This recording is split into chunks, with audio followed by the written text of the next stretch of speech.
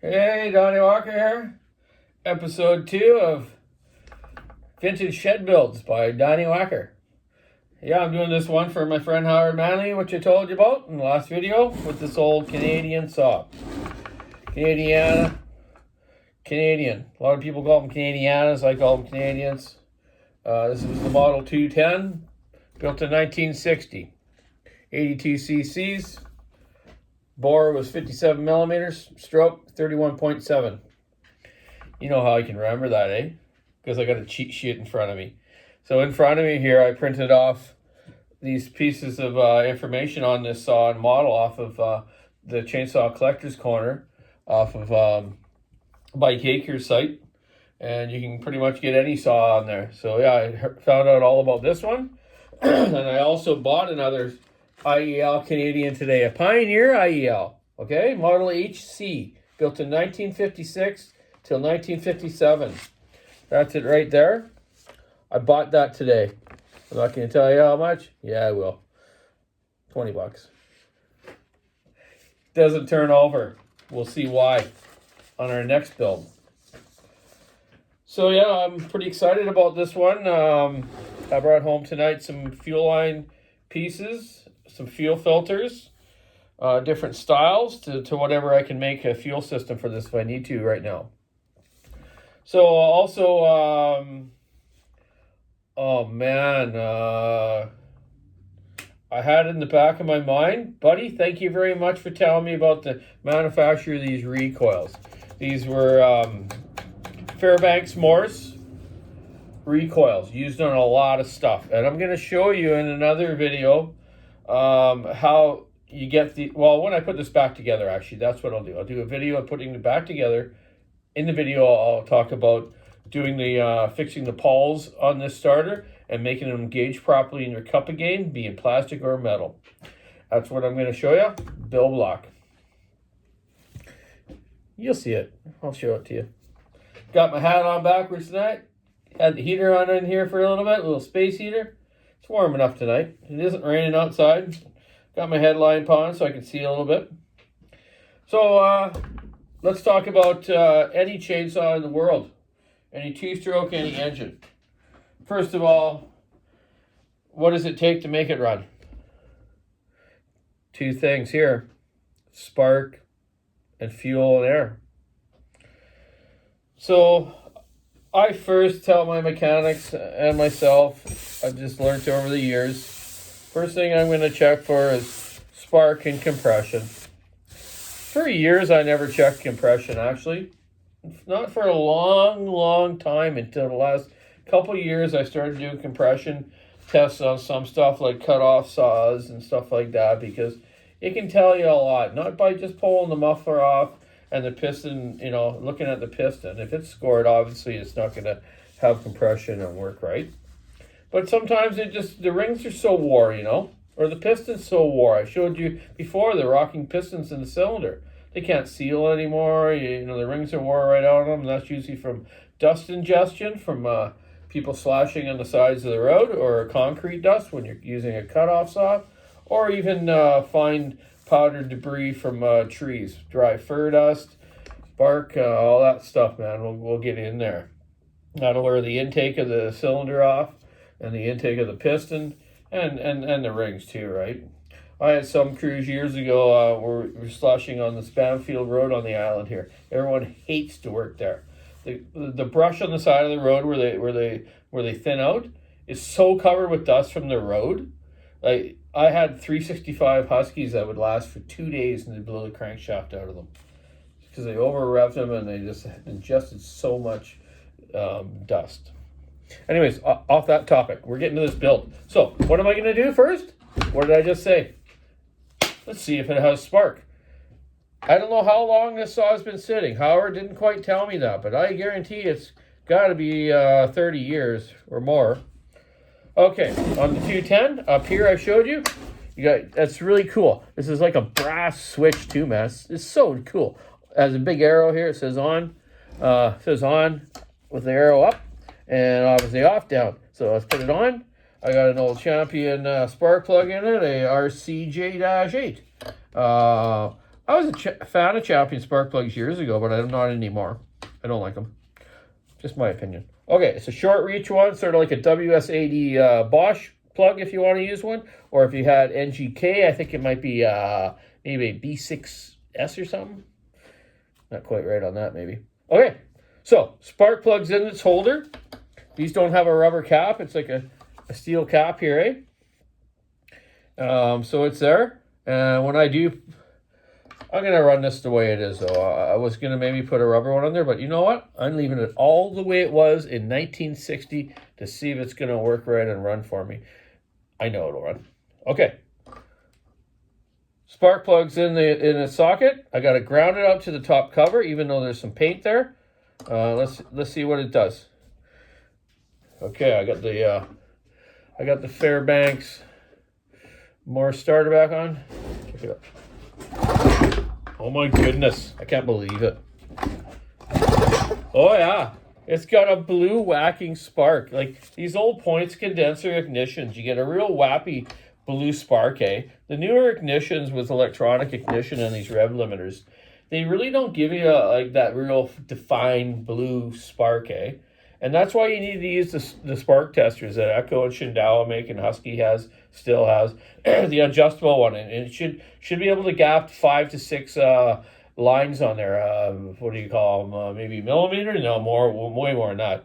Yeah, it might be about 6 millimeter, around there. So spark testers for the new stuff is very important. But the old ones, I can almost rock these old flywheels on these old saws. Just rock it past a magnet and you'll see it whap the spark, eh? They're incredible. That's why they actually started real easy, these old ones. Basic, simple, simplicity. Okay, we got spark. I bet you if I put gas down the throat of that carburetor and went out and pulled it over, it would probably run. It's going to be super loud because I got the muffler up. And this muffler, I'll show it to you. Beautiful kind of a cast. I guess that's aluminum, eh? Wow. Cast aluminum. You know, it's got huge outlet. And you look or inlet here. An outlet. 2 big slots in the front here with these big screens. Really cool, man. Eh? Isn't that neat? It would be super loud, and my guy that lives behind me that's got a great mansion with a big deck overlooking the ocean here that I can see too, the beach. He wouldn't appreciate it tonight. So I'll get I sure want to do it though. I really do. But let's save it. I'm going to take this carburetor off now. Actually, I'm going to take the starter off first and show you the system. But I'm not going to fix it. This one does work. It grips. You should be able to go like that and grip all the time. If it goes, sheet, or you got to pull real hard and hit it, and it hits, then you know it needs to be sharpened up or adjusted. I'll show you in a second. I'm not going to do it. I'm just going to show you what I'm going to do in the other video. So let's get the starter off real quick. I know you guys don't like long, boring videos. Okay, all standard screws in here. This is like, what do they call these? 1024 screws, I think. They're shorties. Just flat blade screwdriver takes it off. Let's put in my paw with the other ones, the muffler bolts and the bar bolts. There's our whole starter. This has got a metal cup. You can see here. Okay, metal cup here. It's really good shape. Really good shape. Doesn't have a whole bunch of grabby holes in it. Here's the starter. What this works on is like a friction system. So you never want to grease or oil these ones in here like you do a newer style one these days with a post type pulley. So as it grips, you'll see the pawls fly out. That's what grips that cup, eh? So what happens on these after a while is these pawls here that grip into the cup, they get dull, so they don't grab. It's very simple. I'm going to show you it later. We're going to take them off. I'm going to sharpen them up, and you're back in business. My grandfather, Bunny Walker, showed me that. Yes, my grandfather's name was Bunny Walker. My uncle, his brother, was Buzzy Walker. And the other one was Jack. Sorry, I can't remember them all. Anyways, Bunny Walker showed me that. years ago when I was a little boy, man. My old grandfather was a logging truck driver, drove the first logging trucks on Vancouver Island, out in Jordan River Souk area, where my family also built the hydro dam in Jordan River and stuff. But we'll go over that another time. Sorry, off topic. Time for the carburetor to take off. Remember I told you about the wrench I needed. 7/16 bent. Okay, I just take a cheap wrench, bend it like that. Now you got a tool for this saw. And for Wajax fire pumps, if it's 10 millimeter and other old saws. Oh, this one, okay, wasn't too bad to get off. Okay, get this side. This is a basic Tillotson carburetor that's been used on probably the majority of most older chainsaws, small engines, you name it, man. Everyone's used these, and they still use this base type of a carburetor for high performance go-kart engines that do 100 miles an hour. Like, incredible, man. The Irish guys, Tillotson, who invented this carburetor, it's just a masterpiece. Okay, this wrench isn't going in there too good. Let me just, oh, hey, you got my headlight on. Yep. Okay, here we go. Oh, there you go. There, okay, got it. Okay. Okay, well, that rod's off. So that's my choke rod. It just popped off, and my throttle just pokes right out. Pretty simple. Okay. Okay, let's get the nuts off. And just have a look. When we get these off, we're going to be able to look at the reeds. All these old saws have reeds. There's no way this is a piston port because the cylinder is above the carburetor. If it's a piston port, the carburetor would be on a cylinder, right? There has been, though, a few two-strokes in the world that have the reeds in the intake port in the cylinder, yes. So, yeah, all right, this inside one's... You got to remember, this thing's been together for a long time, eh? Gumminess, dirt. I didn't even really clean it. I didn't want to blow any of this original paint off. I'm just going to kind of wipe it off and clean little parts while I'm doing it. You know what I mean? I just leave it authentic. Hey, it's that old. That's the way it looks when it's that old. You know, if I'm not this old, you know, what do you do? We do as humans. Oh, maybe we'll color our hair or something, right? Try to keep up looking young, but no, this thing I'm leaving the way it was when it came from Howard and the factory. Carburetor, wow, is off. Tillotson HL. There goes one nut. One nut down. Oh, got it. Okay. Two nuts. Okay. Couple washers. Intake gasket with pulse holes. Okay, the basic Tillotson one that comes with the carb kit. Here's a carb kit. Actually, I already got one. I knew it was Tillotson. I just knew it. Okay, so let's look. There's our reed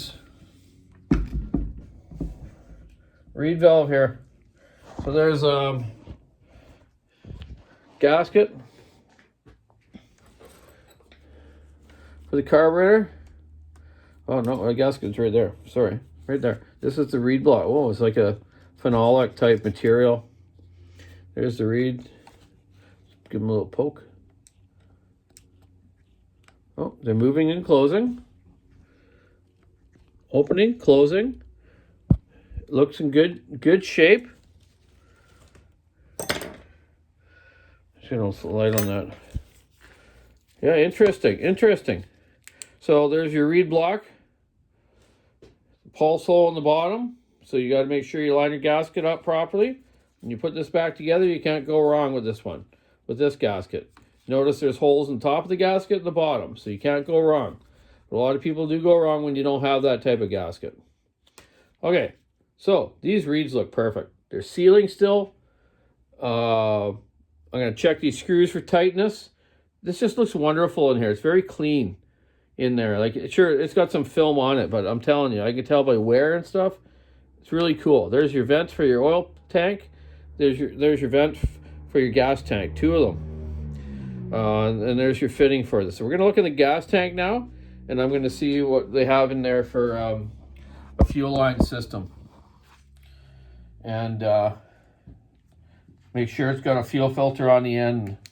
If not, we're going to make a new line with some generic Tygon I brought.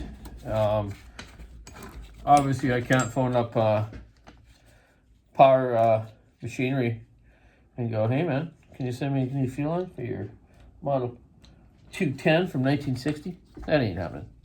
Okay, fuel tank cap off. There's our O-ring for it, which I'm going to need to get a new O-ring. This one's dry and it'll probably leak when I put gas in it. Or it might swell up and actually hold. Try that first. Keep it original. Oh, there's our fuel line in there with one of those old weird brassy looking filters on the end. So let's see if we can pull it out to the tank cap. Or am I going to do this fitting right here? See that fitting? Okay. That's where the fuel line went on, like a 3/16 type fuel line. You know, about 3/16 ID, or maybe that's not quarter inch. And this one's actually in good shape. I'm going to leave this original fuel line on. It doesn't have a hole in it. It holds pressure. So let's check this one on the inside of the tank. And I won't bore you too much longer after that. We'll get into this carburetor and have a look at it. Okay. I don't have my normal fuel line puller like I use at work, but anyone can make one. What you need is like a clothes hanger or something, or a piece of welding rod, or just a piece of metal rod you can fish something out with. Just bend a little hook in it. What do I have around here?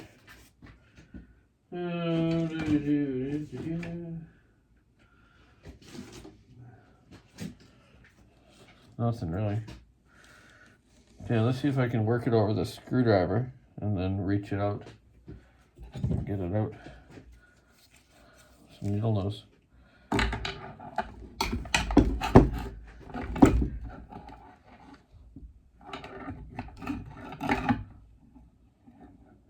Well,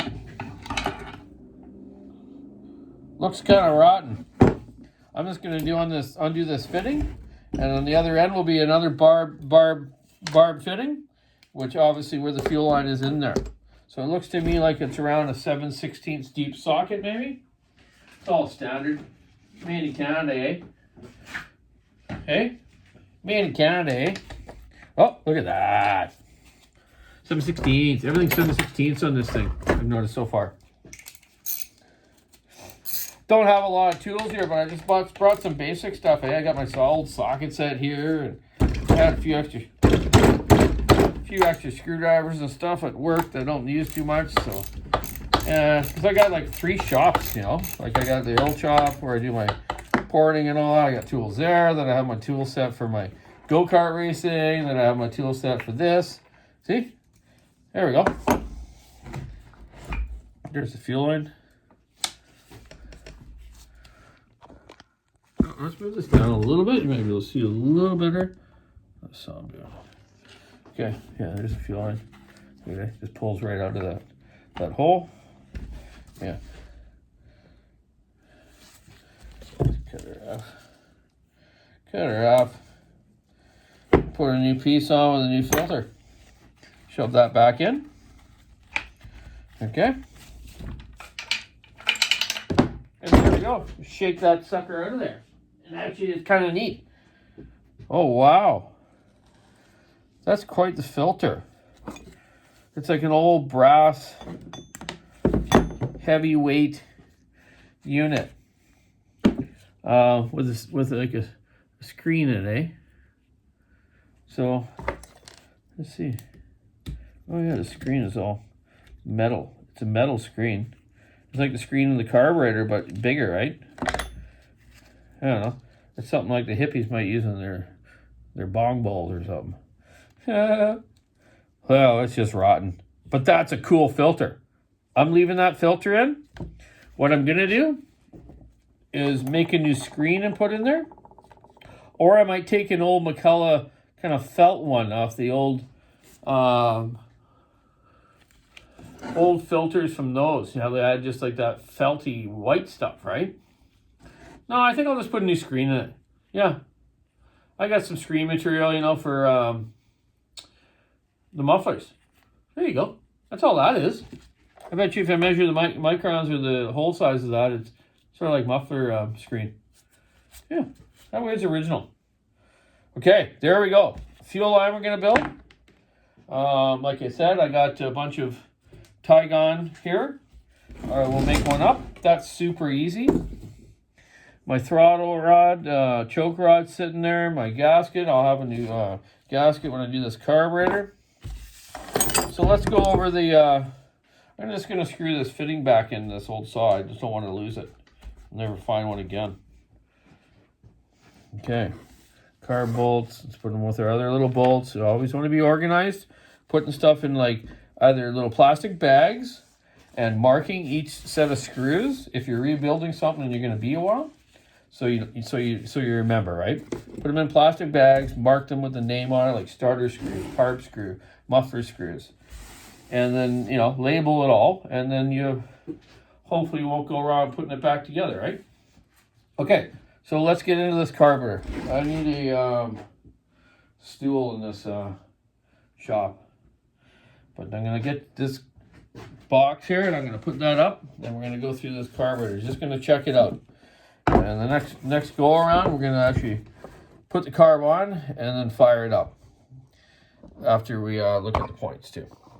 It does have spark, but I want to make sure it's perfect. I don't want it backfiring and banging and crapping out. Okay, so let's get this up here. Get you down here. And lay your rag out. Always lay a nice rag out. Take the carburetor. Should kind of blow it off and stuff. This one's not too bad. What I'm going to do first, though, which you should always do, is check the pressure. See if it's holding pressure with the needle. The needle could be stuck from sitting around, or it could be corroded, or it could be working and just leaking. So this line off my carb gauge from work isn't going to work. I'm going to get some of that Tygon line I had and just build a quick little line system here. So 3/16 fits in the carb. Will it go inside dimension of that? No, quite. 1/4 inch will. Yeah. So we got a piece of 1/4 inch Tygon. We'll slip over my Echo Shindao carb pressure gauge. Don't have one, you should get one. Not this brand, whatever you want, but I just noticed today on Amazon, you can order the Walbro look-alike type carb gauges. You can get it, the gauge with the Zama setting tool for your fulcrum arm or metering lever. And you can also get it, the Zama and Walbro one with it. So it's kind of nice, and this comes with a little fitting and some hoses, right? So, okay, so this one, because these ones, my cost on them are $89.95, okay, from Echo. The ones on Amazon, you get it, all the stuff with it, for $39. It's a no-brainer, and I like that pump better, actually. I hope it's a good one. Okay, so I just built a line for my gauge here now. Let's pump this carburetor up, see if it holds pressure. Not at all. Okay, watch. Leak, leak, leak. Okay, let's find out where it's leaking. Oh, yeah, let's find out where it's leaking. Let's spray some stuff on it first. See if it's leaking around this plastic cover or our fitting. Nope. Guarantee it's not the gaskets. No, no bubbling. It's the needle. Okay. So, let's get this apart real quick. I'm going to show you the insides of this HL carburetor and the diaphragms with it. Okay, I got another screwdriver here. Where's my good one? Oh, by the way, I brought a new piece from work today here. It's called what is it called? The Ratchet Scrunch. Really cool, man. It's So it's your 3/4 on one side for still. This is the ultimate bar wrench. 3/4 on this side for the still bar nuts for every model of still. And this size 13 millimeter for all Huskies. It's like a ratchet. And you can switch it the other way. Obviously like a ratchet. Tighten. So cool, man. It's nice and narrow. So it'll fit in between the Husqvarna bar handlebars and the clutch cover, because we all know you need to use the shorty one when you have a Husky. They built it kind of weird, but anyways, this fits both. It also fits your spark plug, that 3/4 end or whatever. What is it? 19 millimeter? I don't know. Anyways, it also fits your spark plug, which is cool, but not the new saw ones that have like the CRM6H, like the small diameter ones. Okay, you still need to have your like Husqvarna, your Still or Husqvarna bar wrench that has different ends on it now. So anyone buys a new like 595, 500i and stuff like that, the Still, you got to have the right bar wrench, because then you have the proper spark plug wrench. If you change your spark plugs, guys, which you don't enough, so remember what I said in the past. Fuel filter spark plugs once a month. Okay, so these scrunches are so totally cool, man. That's my new, I'm keeping this one at home, by the way, Cheyenne. Like it so much. Okay. $29.95 at Walker's. It's online now in our store. Cheyenne put it on today, and we have a bunch of them. So support your local business, or even if you're not local, support us anyways, which would be cool. Thank you very much. Let's get this carburetor apart real quick. Okay, I need a screwdriver. Let's get this apart.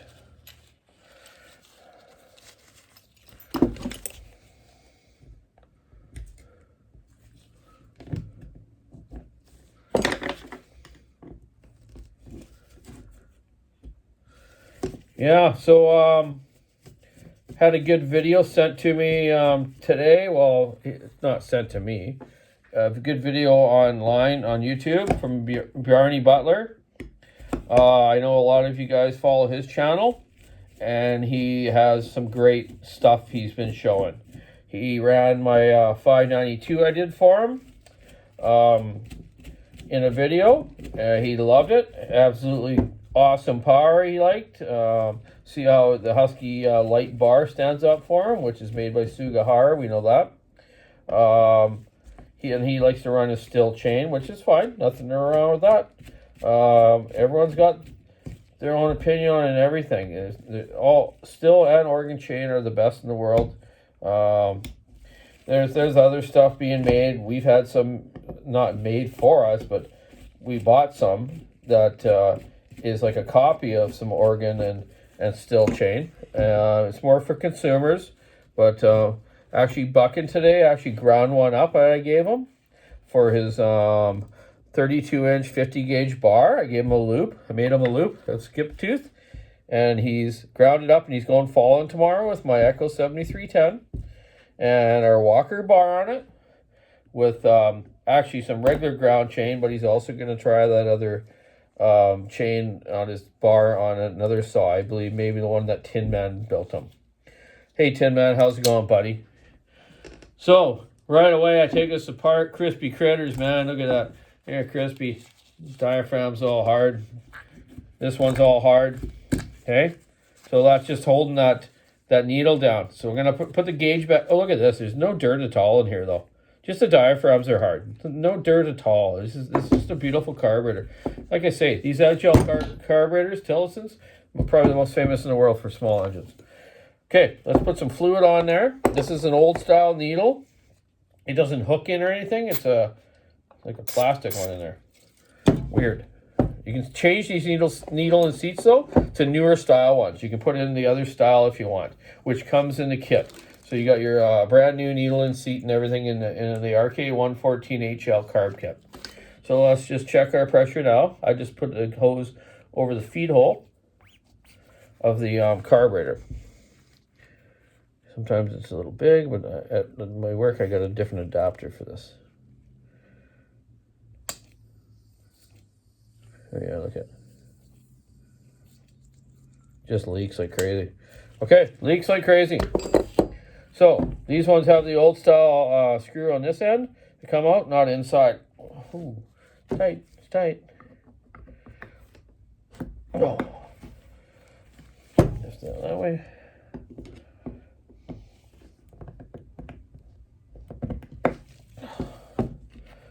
Okay. Okay, it's not coming on. I got to get some better screwdrivers here. Anyways, so what I'm going to do then, I'm going to take this kit. I'm going to put the new style Tillotson kit in it with the new needle and seat. Okay, that's one thing great about these. They're not like some saw carburetors where you can't change the needle and seat. At least these old carburetors, I could almost bet you that I could fix almost 99% of these carburetors. If they don't work, man, there's definitely something weird else going on with the engine, because these are so simple, and like you got a basic high speed, low speed Welsh plug, some holes in it. As long as that thing holds pressure and it's pumping fuel, it's gonna work, man. I've used these carburetors on 100-mile-an-hour racing go-karts and chainsaws for years. I've learned how to tune these so good. Let's see what the setting is on it right now. Half, about 3/4 on the high. Half, one, but 1 1/4 on the low. That's cool, eh? The old style needles on that end. Okay, so hey, that's enough, man. That's 30 minutes. Most people don't want to sit there for 30 minutes and watch stuff. And again, I'm a pretty cool guy though. Just kidding. So anyways, hey, thanks for watching tonight. So this is my Canadian 210. We'll get this carb kit in it, and I'll show you how it goes together and how it pressurizes up so it's perfect. And we're going to look at the points, and then we're going to put it back together and run it. I'll sharpen the chain up and we'll run it. And I told you again, I'm going to run it against a couple other 80cc ones that I was talking about. I have an original Husqvarna from the late 50s, which is almost like brand new. It runs like a top. Me and my dad have used it at Logger Sports, where he'll run the brand new Husqvarna that's made, and I'll run the other one that is like one of the first one-man ones. And one time at a Logger Sports, I won with the old one. My dad got halfway through the cut and he ran out of gas. We forgot to fill up the new one. Too funny. Hey, Bobby, that was a good one. Oh, yeah. Fun. So anyways, yeah. So this is going to go on again here soon. And within maybe tomorrow night, I'll do the next shoot of this, okay? So, and then we'll get into the starter and the points like I talked about. So, hey, and our bars have gone over very well. Thanks, everyone, for ordering stuff. A bunch of guys have asked where they're made and stuff. And, yeah, they're made in China. What isn't, though? And there's nothing wrong with that. They build some quality stuff. As long as they have the specs and they have quality control. And people testing and checking out what they're doing, right? We had a lot of feedback with the fella, it's got to be like this and like this, and I've seen a couple little things, but nothing wrong, man. It's great steel, and then we'll be talking in the next few weeks and a month of how the wear is going on them and what's going on, altogether, the feedback on them, right? So yeah, keep your saw on the wood, stick in the ice, rubbing the road. I'm gonna go inside now, see my little doggy and my honey Shelly, and call her a night. It's been a long day again, putting some saws together. I built an 881 today, 395, two 565s. What else? Oh, finished Brock Acres. Hey, buddy. Finally finished your 2156 John thread, which is basically like a 357. The thing rocks. You're going to love it, man. It's got 325 sprocket on it, too, by the way. Hope that's what you're going to run on it. If not, whatever, you can change it to 3/8. But also, yeah, I actually looked at that at the end. So when you do get the saw, you want to make sure you run it with the barn chain on it, buddy, and hit the chain brake so you can lock that clutch on. But I'll give you a little note in your box when we send it to you. Okay, man. Everyone, take care out there. It's October. We're October. I seen Elton John on the weekend. Yeah. Sunday. No, Saturday night. Shelly took me to Vancouver, and we went to Elton John, his farewell tour. Last time he'll ever play in Canada. Spectacular musician. What an entertainer. Every song was good. Like we wanted to get up and go get like some pop or something, some popcorn. It was like every time we go, another song would come on, and it's, there's no bad ones. So there's no bad ones that you can skip out on and go get something to drink or whatever, because they're all good. Those old rockers, they rock. Get on them all. Saw in the wood, sticking the ice, rubbing around. Check out the walkersawshop.com online store. You can buy that scrunch I talked to you about. And check out everything else we got going on. Okay, have a good night. Donny, shout out.